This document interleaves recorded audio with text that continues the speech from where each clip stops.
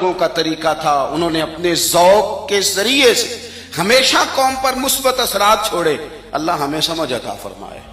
تو ایک تو کبھی بھی اہل فضل کی عزت میں کبھی بھی کمی نہ۔ آج ہم ذکر کر رہے ہیں نا امام حسین کا، امام حسین رضی اللہ تعالیٰ عنہ، میرے جیسے بندے کی تو زبان نہیں اس قابل نہیں کہ ان کا نام لے سکے۔ کہاں سیدنا امام حسن اور کہاں سیدنا امام حسین اور کہاں ہم لوگ، ہماری حیثیت ہے۔ ہم تو یہ تو وہ لوگ ہیں جن کا نام ذریعہ نجات ہے، جن کا تذکرہ ذریعہ نجات ہے۔ ان لوگوں کے ساتھ جب سے یہ بحث معاشرے میں بڑھی ہے نا، جب سے لوگوں نے شکوک بڑھا دی، آپ یقین کریں صحابہ اور اہل بیت کے ساتھ جو وارفتگی تھی نا لوگوں کی، وہ جو ذوق تھا، کسی کا بھی نام آتا تھا تو لوگ مچل جاتے تھے۔ اب تو کسی ایک کا ذکر شروع کرتے ہیں تو کانوں میں خارش شروع ہو جاتی ہے، لوگوں کو پریشانی ہونے لگتی ہے، پھر یہ فلانے کا تذکرہ ہونے لگا۔ بھئی آپ کیوں پریشان ہو رہے ہیں؟ یہ سارے اسی دریائے محبت کی نہریں ہیں جس کو مدینے والے محبوب نے اپنے دست مبارک سے چلایا ہے۔ آپ کیوں یہ کام کرتے ہیں؟ کیوں انتشار کا سبب بنتے ہیں؟ نہ کریں جی، آپ کی مہربانی، اللہ آپ کو سلام۔ سب کو ایک جیسی گرمی لگ رہی ہے، ویسے تقریر کرنے والے کو تھوڑی سی زیادہ لگتی ہے باقی، لیکن یہ کہ میں چونکہ بہت سارے لوگ بیٹھے ہیں تو یہ مناسب نہیں لگتا مجھے بات کرنے دیں۔ اللہ آپ کو اس کا اجر دے اچھے ارادے اور اچھی نیت پر۔ آپ غور کریں جی میری بات پر۔ حضرت امام حسین رضی اللہ تعالیٰ عنہ یہ حضور کی اولاد پاک ہیں۔ پیروں کو نا تھوڑی مٹی لگ گئی، عمر جوانی کی تھی، داڑھی مبارک ساری سیاہ تھی، کالی تھی۔ حضرت ابو ہریرہ ان سے سالوں بڑے تھے، امیر المومنین فی الحدیث۔ حضرت ابو ہریرہ نے دیکھا کہ امام حسین کے مقدس قدموں کو مٹی لگ گئی۔ کسی سے بھی کہا جا سکتا تھا ذرا امام صاحب کی توجہ کرانا، یہ ذرا مٹی اتار دینا، لیکن حضرت ابو ہریرہ جھٹ سے اٹھے، اپنی پگڑی کھولی، اس کا پلو لیا اور حضرت امام حسین کے پیروں سے مٹی صاف کرنی شروع کر دی۔ کیوں کہ اہل فضل ہی کسی کی فضیلت کو جان سکتا، عزت والا ہی کسی کو عزت دیتا ہے، جس کے پاس وقار ہو۔ او میرے سنگیو، لوگوں کی باتوں میں نہ آنا، یہ تمہیں الجھا دیں گے، یہ تمہیں تفریق میں ڈال دیں گے، یہ انتشار برپا کریں گے۔ یہ وہ حسین جماعت ہے جو حضور کے سامنے بیٹھا کرتی تھی۔ ان سے پیار کرنا، ان سے محبت کرنا۔ آپ کبھی ترمذی کی ایک حدیث پڑھیں تو مر جانے کو جی کرتا ہے۔ حضور نے فرمایا تھا میرے صحابہ کے بارے میں اللہ سے ڈرنا، میرے بعد انہیں اپنی زبانوں کا نشانہ نہ بنانا۔ کاش کوئی ان جملوں کا درد سمجھ سکے۔ فرمایا رب سے ڈرنا، اور کریم فرمانے لگے جس نے ان سے محبت کی میری محبت کی وجہ سے محبت کی، اور جس نے ان سے عداوت رکھی میری وجہ سے رکھی۔ کبھی بھی کسی میں، اور جو حضور کی اولاد ہے، صحابہ کرام نے ایک جگہ کچھ نذرانہ جمع کیا اور جمع کر کے کہا کہ حضور کی بارگاہ میں پیش کرنا ہے۔ اخراجات بہت زیادہ ہیں اور ظاہری وسائل اس ترتیب سے نہیں ہیں، یہ نذرانہ ہر مہینے پیش کرنا ہے۔ جب وہ لے کے حضور کی بارگاہ میں گئے نا تو اللہ نے قرآن نازل کر دیا۔ فرمایا محبوب ان سے کہہ دو لا اسألکم علیہ اجرا، میں تبلیغ دین پر تم سے کوئی اجر نہیں مانگتا، الا المودۃ فی القربى، بس میرے قریبیوں سے پیار کرتے رہنا، میرے قریبیوں سے محبت کرنا، پیار کرنا قریبیوں سے۔ یہ علی المرتضیٰ ہیں، یہ فاطمہ ہیں، یہ ان کا خاندان ہے، یہ ختیجہ ہیں، یہ عائشہ ہیں، یہ میمونہ ہیں، یہ حفصہ ہیں، ان سے پیار کرنا، میرے قریبیوں سے محبت کرنا۔ ہمارے دلوں میں حضور کی اولاد کا پیار ہونا چاہیے، طبیعتوں میں احترام ہونا چاہیے، ہمارا مزاج، ہمارا دل ان کے لیے دھڑکنا چاہیے، ہمارے لہجے، ہمارے انداز ہمیشہ ان کے حق میں نرم ہونے چاہیے۔ میں کہہ چکا ہوں سید کا صرف عقیدہ ٹھیک ہونا شرط ہے، باقی آپ تحقیق اور تفتیش میں نہ پڑیں، وہ جانے رب جانے۔ آپ کوشش فرمائیں ہماری اولادیں، ہم خود اور اہل فضل کا ادب کبھی نہ چھوڑیں۔ دوسری بات آپ سے یہ عرض کرنی ہے، اس کو اچھی طرح سمجھ لیں کہ قومیں اپنے اسلاف سے بڑی ہوتی ہیں ہمیشہ۔ بڑا ہم ہوتا ہی وہ ہے جس کا کوئی بڑا ہوتا ہے، جس کا کوئی بڑا نہیں ہوتا وہ کبھی بھی بڑا۔ یہ کچھ عرصے سے ٹرینڈ چلا ہے، اگرچہ یہ درست نہیں ہے، آپ کسی سنار کی دکان پہ جائیں تو اس نے اپنے پیچھے نا اپنے والد صاحب کی اور دادا کی فوٹو لگائی ہوتی ہے. حکیم کی دکان پہ چلے جائیں, کپڑے والی دکان پہ چلے جائیں تو اس نے پیچھے اپنے دادا کی والد کی فوٹو لگائی ہوتی ہے. اگر تو یہ درست نہیں, تصویریں نہیں لگانی چاہیے. تصویریں ان کے کیا, پیروں کی بھی نہیں لگانی چاہیے. جہاں تصویر ہوتی ہے وہاں نماز کیسے پڑھی جائے گی؟ فرشتہ رحمت کا نہیں آئے گا. یہ تو اب ایک ضرورت بن گئی. تو اب ضرورت کیا, اب تو خیر نفسیاتی مسئلہ بن گیا ہمارا. یہ نفسیاتی مسئلہ ہے. یعنی سلام بعد میں فوٹو پہلے, یعنی سیانے سیانے لوگ. اور یہ ہمیں ایسے کھیل تماشے میں لگایا گیا ہے کہ میں ڈھیر سارے لوگوں پر غور کرتا ہوں, پھر ان کے لیے دعا کرتا ہوں کہ یا اللہ ان کی مدد فرما. یعنی اس طرح کی حالت ہے کہ وہ زندہ ہی موبائل کے اندر ہے. ہر چیز. مجھ سے ایک دفعہ ایک صاحب نے پوچھا, مولوی آج کل بڑے لڑ رہے ہیں. میں نے کہا وہ 4-5 ہے جن کو آپ موبائل پہ دیکھتے ہیں, آپ میرے ساتھ آئیں, میں آپ کو 20 اور سینکڑوں شیخ الحدیث بتاتا ہوں جو سکون سے بیٹھ کر رسول اللہ کا دین پڑھا رہے ہیں. تو آپ مسئلہ صرف یہ ہے کہ ہم نے کل زندگی وہ سمجھ لیا جو موبائل کے اندر ہے. بہرحال وہ تصویر لگائی ہوتی ہے سنار نے بھی اور حکیم نے بھی اور ڈاکٹر نے بھی اور بہت سارے لوگوں نے کہ جناب اب یہ جو تصویر لگاتے ہیں تو اس کے پیچھے پوری حکمت ہوتی ہے.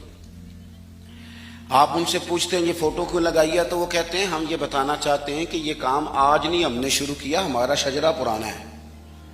ہمارے باپ دادا سارے یہی کام کرتے تھے, ہمارا خاندانی ورثہ ہے. وہ ثابت یہ کرنا چاہتے ہیں کہ ہم پیچھے سے ہمارا ایک سلسلہ آ رہا ہے. ساری دنیا اپنے اکابرین کو, اسلاف کو, بڑوں کو ان کے زور پر بڑا ہونا چاہتی ہے. یہاں کچھ لوگ ایسے آئے ہیں جن کے نزدیک معاذ اللہ صحابہ ہی ٹھیک نہیں تھے, اہل بیت ہی ٹھیک نہیں تھے. آپ اپنی سند کیسے مضبوط کریں گے؟ اگر وہ اولین جو حضور کے سامنے بیٹھتے تھے وہی ٹھیک نہیں تھے تو پھر ان سے ہو کے جو دین آگے آیا اس کو تم کیسے ٹھیک مانو؟ ساری چیزوں کو مشکوک کرنا چاہتے ہیں. ہمارے بزرگوں نے, امام بخاری نے, امام مسلم نے محنت کر کے حدیثیں تلاش کی, اصول بیان کیے کہ یہ حدیث صحیح ہے, متواتر ہے, حسن ہے, ضعیف ہے, کیا ہے, اس کے اصول اور قاعدے بیان کیے. اور جب انہوں نے خود پوری تحقیق کی, آپ تھوڑی سی, آپ مشکل بات نہیں کر رہا, تھوڑی سی آپ غور کریں گے, انہوں نے سینکڑوں میل کا سفر کیا, گھوڑوں پہ, پیدل, اونٹوں پہ, ریسرچ کر کے بتایا کہ یہ حدیث بالکل درست ہے, اپنی سند کے اعتبار سے, متن کے اعتبار سے یہ متواتر درجے کی ہے. انہوں نے پوری ریسرچ کی. پھر غور کریں کیا کہہ رہا ہوں, جب پوری تحقیق کر لی تھی تو پھر انہیں کہنا چاہیے تھا نا یہ نبی پاک نے فرمایا ہے, کہنا چاہیے تھا نا کہ یہ حضور نے فرمایا, ہماری تحقیق ہے, حدیث درست ہے. لیکن کسی نے بھی ڈائریکٹ نہیں کہا. انہوں نے جب بھی کہا کہنے لگے حضرت عبداللہ ابن عمر فرماتے ہیں کہ حضور نے یوں فرمایا, حضرت انس بن مالک فرماتے ہیں کہ حضور نے یوں فرمایا, حضرت جناب سیدہ عائشہ صدیقہ فرماتی ہیں یوں حضور نے فرمایا, حضرت ابو ہریرہ فرماتے ہیں یوں حضور نے فرمایا. انہوں نے نا پہلے اس صحابی کا نام لیا جنہوں نے وہ بات اپنے سینے میں محفوظ کی. کیا بتایا انہوں نے ہمیں کہ ہم دنیا گھوم آئے ہیں, ریسرچ کر آئے ہیں, تلاش و بسیار کے بعد اس نتیجے پہ پہنچے ہیں کہ دین کا اصل فیض وہی ہے جو صحابہ اور اہل بیت کے سینوں سے ہو کے امت کو نصیب ہوا ہے. اصل فیضان وہ ہے جو وہاں سے ہو کے آیا.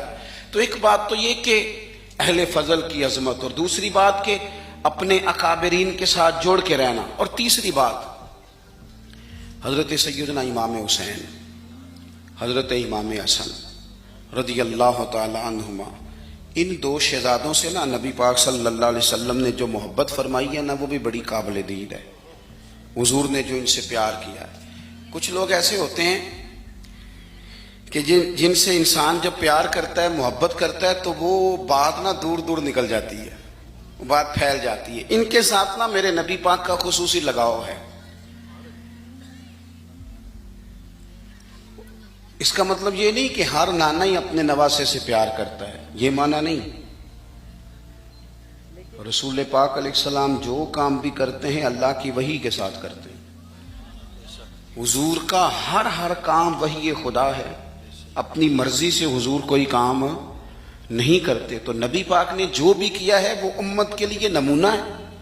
حسنین کریمین سے جو حضور کا پیار ہے جو نبی پاک علیہ السلام کی ان کے ساتھ والہانہ محبت ہے، اعلیٰ حضرت بریلوی نے حدیث لکھی ہے، راوی حضرت عثمان غنی ہے رضی اللہ تعالیٰ عنہ۔ حضور سید عالم صلی اللہ تعالیٰ علیہ وآلہ وسلم نے گھر میں پیغام بھیجا، فرمایا فاطمہ سے کہو ذرا حسن حسین کو تو بھیجیں۔ یہ سارا دن ہی حضور کے پاس رہتے ہیں، سارا دن ہی، لیکن وہ جو والہانہ پن ہے، جو محبت ہے، جو ان کے ساتھ محبوب کا خاص لگاؤ ہے، سیدہ سے کہو ذرا شہزادوں کو بھیجے، تھوڑی سی دیر ہو گئی آنے میں۔ اعلیٰ حضرت فرماتے ہیں یوں لگتا جیسے سیدہ فاطمہ کپڑے نہیں ماں بدلنے لگتی بچوں کے، خوشبو نہیں لگانے لگتی، تھوڑی تیاری میں دیر ہو گئی تو محبوب نے نظریں جمائی ہیں اس حجرے کی طرف جہاں سے امام حسن اور حسین نے آنا ہے۔ رحمت کے عجب ہی جھمیلے ہیں، حسنین یہاں پر کھیلے ہیں۔